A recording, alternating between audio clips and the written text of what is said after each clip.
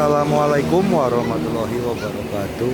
Seperti biasa sebelum dilanjut ceritanya, bantu tekan tombol like dan berkomentar juga Tuan dan anak. Terima kasih sesudah sebelumnya. Oke guys. Bab 977 menuju Kunlun. Ketika Kaisar Qin mengeluarkan perintah, semua roh mendengarkan. Dilarang mengambil alih tubuh orang lain, jadi pergilah ke Kunlun. Perintah Kaisar Qin disusun, sederhana, hanya terdiri dari 16 kata. Chu Chen memilih Kunlun sebagai tempat para jiwa berkumpul karena nama Kunlun memiliki status yang sangat tinggi bahkan 2000 tahun yang lalu. Terlebih lagi, ketika Chu Chen mendengarkan Liu Siwan berbicara tentang perbuatan Kaisar Qin Yu, dia juga menyebutkan bahwa di Kunlunlah Kaisar Qin Yu membuat terobosan, akhirnya merobek ruang, menemukan sisi lain, dan akhirnya melakukan migrasi besar di dunia para pejuang. 16 kata, dari tulisan tangan Chu Chen, jika suatu hari Kaisar Qin kembali dan menyalahkannya, Chu Chen bersedia bertanggung jawab penuh. Kaisar Qin telah mengeluarkan perintah.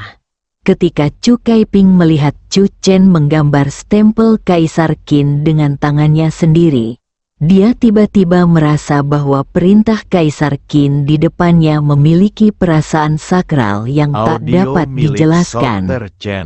Seperti Kaisar Qin yang terlahir kembali, Kepala Luo mengambil perintah Kaisar Qin dan berkata, perintah Kaisar Qin ini setidaknya dapat menyelamatkan ribuan orang Tiongkok yang tidak bersalah. Chu Chen, kau telah memberikan kontribusi lain. Tidak ada statistik aktual mengenai fenomena global terkini tentang jiwa yang bangkit dan mengambil alih tubuh lain. Tetapi yang pasti adalah bahwa seseorang meninggal setiap hari karena jiwa mengambil alih tubuh lain. Beberapa kematian ini diketahui publik dan menimbulkan kepanikan, sementara yang lainnya bersifat rahasia dan tidak seorang pun mengetahuinya.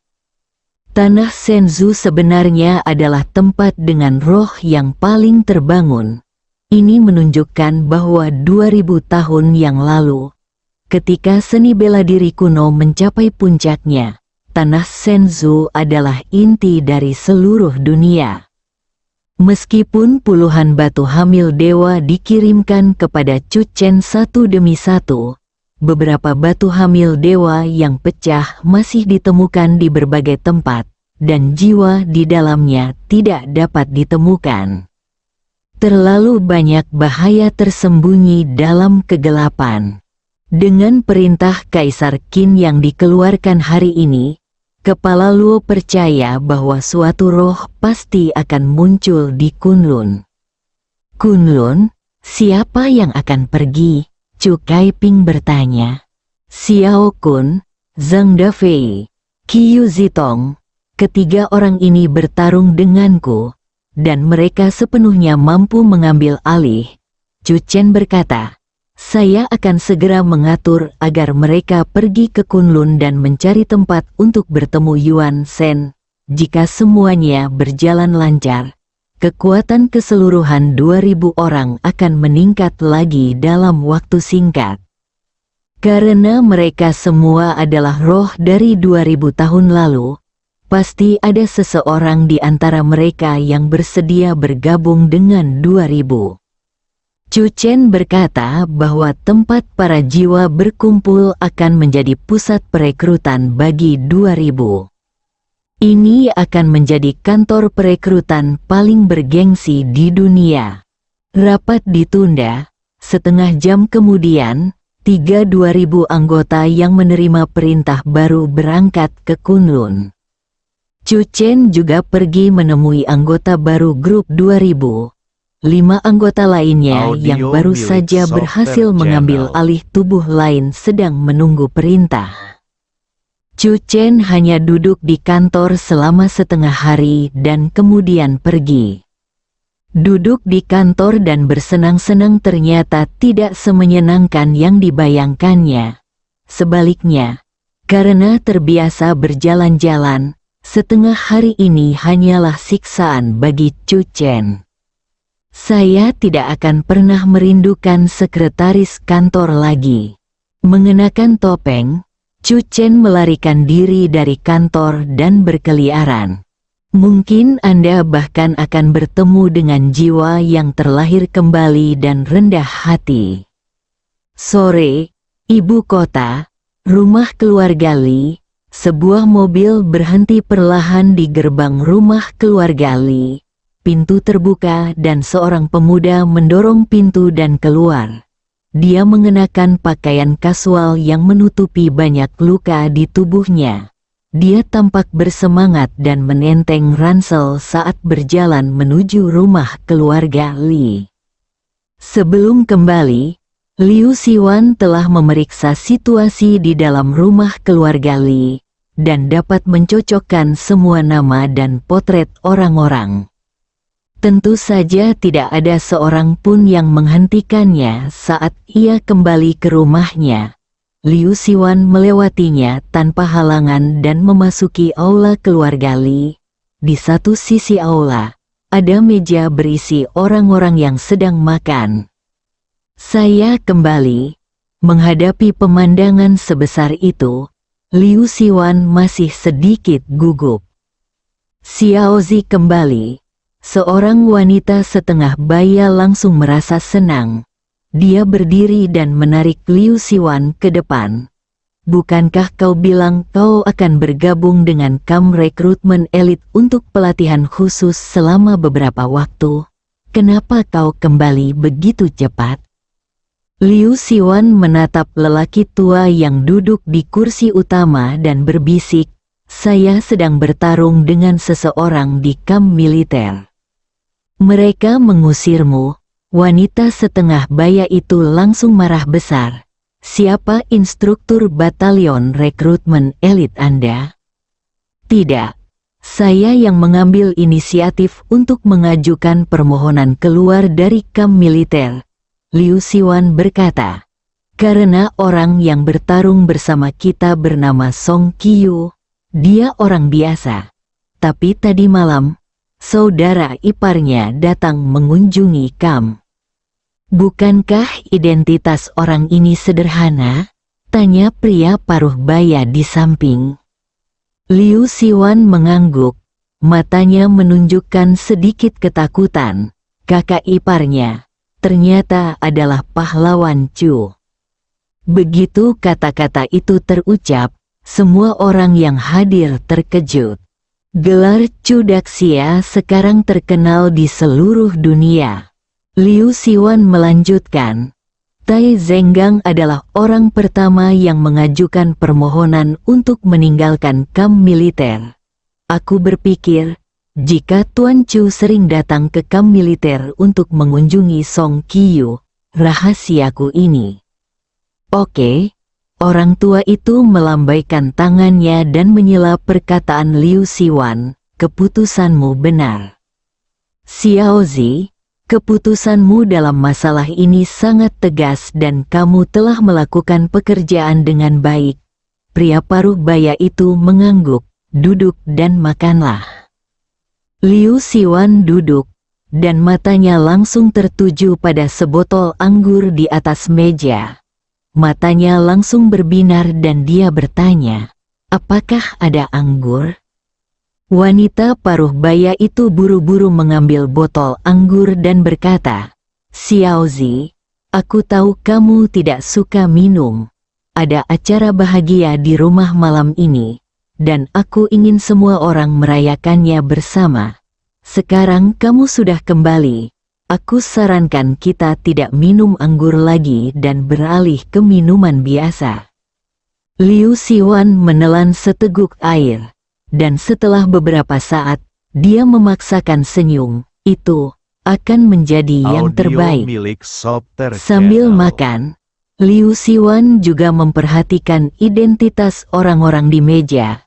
Duduk di kursi utama adalah lelaki tua dari keluarga Li, Li Ying, Ketiga putranya semuanya duduk di tempat duduknya. Li Ruozi adalah putra dan cucu tertua Li Ying. Selain dia, ada dua sepupu satu generasi dengan Li Ruozi di meja itu. Tampaknya seluruh keluarga Li memang terlibat dalam masalah ramuan genetik. Baru saja Liu Siwan menyebutkan secara samar-samar bahwa setiap orang di keluarga Li, apakah itu lelaki tua Li Ying atau dua sepupu Li Ruozi, memiliki pemahaman diam-diam ketika mereka berbicara, dan tidak nyaman untuk berkomunikasi terlalu banyak. Keluarga yang penuh pengkhianat, Liu Siwan mendengus diam-diam. Pesta makan malam berlanjut, tetapi membosankan tanpa anggur. Tampaknya Li Ruozi memiliki status yang sangat tinggi dalam keluarga, karena dia benci minum dan bahkan menolak menyajikan anggur di pesta makan malam. TV di lorong masih memutar serial TV, dan tiba-tiba gambarnya muncul. Sebuah suara menarik perhatian semua orang. Kaisar Qin telah mengeluarkan perintah, dan semua roh harus mendengarkan. Jangan mengambil alih tubuh lain, dan segera pergi ke Kunlun. Perintah Kaisar Qin dipublikasikan pada saat yang sama melalui saluran-saluran televisi utama, stasiun-stasiun radio, internet, dan saluran-saluran lainnya. Perintah Kaisar Qin telah tiba. Liu Siwan merasa lemas. Untungnya, tidak ada baris teks di bagian bawah perintah Kaisar Qin. Terima kasih kepada Liu Siwan dari Sekte Abadi Pedang Susan karena telah memberikan dukungan segel Kaisar Qin. Kaisar Qin mengeluarkan perintah. Apa ini? Siapakah Kaisar Qin? Pada saat ini, semua orang sedikit bingung. Bab 978 luar biasa. Bagi orang-orang modern 2000 tahun kemudian, perintah Kaisar Qin terlalu asing dan bahkan tidak tercatat dalam dokumen sejarah apapun. Namun, publisitas yang menggemparkan itu membuat orang menyadari bahwa ada sesuatu yang tidak biasa. Pejabat di semua tingkatan, sekolah di semua wilayah, dan outlet media semuanya menerima instruksi hampir bersamaan untuk mempublikasikan perintah Kaisar Qin. Ketika Kaisar Qin mengeluarkan perintah, semua roh mendengarkan. Dilarang mengambil alih tubuh orang lain, jadi pergilah ke Kunlun. 16 kata pendek ini dengan cepat dihafal dan diwariskan. Informasi menyebar sangat cepat di era informasi. Tidak lama kemudian, seorang netizen yang menemukan beberapa petunjuk. Tulisan tangan Kaisar Qin sangat mirip dengan tulisan tangan Chu Daxia. Saya pernah melihat Chu Daxia menulis di tempat kejadian. Perintah Kaisar Qin datang dari tangan pahlawan besar Chu. Semua ini dilakukan oleh Master Chu, sementara semua orang terkesima. Meski mereka masih menyimpan keraguan dalam hati, mereka tetap berusaha keras menyebarluaskan perintah Kaisar Qin. Keluarga Li, makan malam telah usai, dan keluarga itu duduk di sofa, menyalakan TV, dan mengganti saluran apa saja, semuanya tentang Qin Diling. Ini adalah tingkat propaganda yang belum pernah terjadi sebelumnya dalam sejarah. Kaisar Qin telah mengeluarkan perintah agar setiap anggota Biro Operasi Khusus memiliki gelar, Tuan Chu. Apakah gelar Anda adalah Kaisar Qin? Para jiwa, dengarkanlah bersama-sama. Ini adalah perintah yang diberikan oleh Guru Chu kepada para jiwa sejak 2000 tahun yang lalu. Lebih mudah untuk memahami bahwa kepemilikan itu dilarang. banyak hal aneh yang terjadi di berbagai tempat akhir-akhir ini disebabkan oleh kepemilikan roh asli 2000 tahun yang lalu. Sekarang secara tegas dilarang. Tetapi, apakah roh asli 2000 tahun yang lalu akan mematuhi pengaturan pahlawan Chu setelah bangun? Aku akan pergi ke Kunlun. Tak perlu dikatakan lagi, Kunlun akan menjadi tempat berkumpulnya roh-roh, dan terlebih lagi, tempat berkumpulnya angin dan awan. Aku ingin pergi ke Kunlun dan memamerkan keahlianku, dan dibunuh untuk menghiburku. Seorang keturunan muda dari keluarga Li mencibir. Apakah Chu Chen benar-benar berpikir bahwa dia dapat menutupi langit dengan satu tangan dan membuat semua orang menanggapi dengan satu panggilan? Omong kosong, apa perintah Kaisar Qin itu? Sekilas tidak memiliki kekuatan pencegah. Di bagian akhir dari apa yang disebut perintah Kaisar Qin, ada juga segel yang digambar hantu yang tidak dapat dijelaskan. Orang yang merancang segel itu pasti orang bodoh. Liu Xiwan meliriknya dan berkata, "Saya menyarankan Anda untuk bersikap baik." Setengah jam kemudian, Tuan Li menjawab panggilan telepon dan segera berdiri, "Ikutlah denganku." Ketiga putra dan 3 cucu Tuan Li semuanya berdiri, termasuk Liu Xiwan, putra dan cucu tertua. Li Ying membawa 6 orang ke ruang belajar, dan pintu ruang belajar ditutup. Perwakilan grup Jinling telah tiba di ibu kota. Li Ying berkata dengan suara berat, mereka tidak hanya membawa ramuan genetik, tetapi juga sejumlah besar kekayaan, serta harta karun prajurit kuno yang telah dijarah oleh kelompok Jinling dari seluruh tempat. Namun, kami tidak dapat memenuhi permintaan mereka. Apa saran Anda? Kelompok Jinling, pupil mata Liu Xiwan sedikit menyusut. Baginya, ini adalah istilah yang agak asing. Tapi tak masalah, cukup perhatikan dan tuliskan saja. Ramuan genetik, kekayaan besar, harta prajurit.